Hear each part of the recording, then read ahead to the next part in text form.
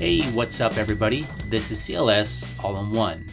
In today's video, I will show you a quick fix for a common issue with 5th generation Ford Explorers, years 2011 through 2019.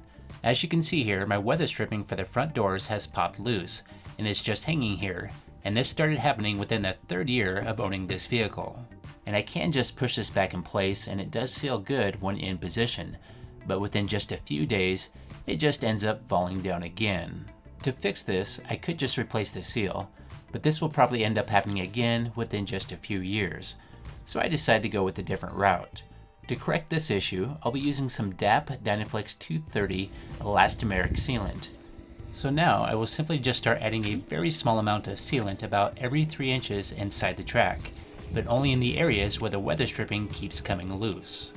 And you'll want to keep in mind that this will make it more difficult to replace the weather stripping if needed in the future, so you want to make sure not to get too carried away and apply too much of the sealant. And once the sealant is applied, you can go ahead and start pushing the weather stripping back in place. And if you're having any trouble keeping it in position, you can use some masking tape to hold it in place until it starts to cure, which may take up to half a day in warm temperatures.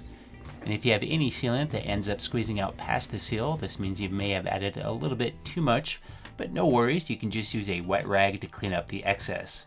So after doing this fix, I've had absolutely no issues with the weather stripping coming loose, so I'd say it's good to go. If you like this video, if you could hit that like button and please subscribe, and have yourself a great day, and I'll see you next time.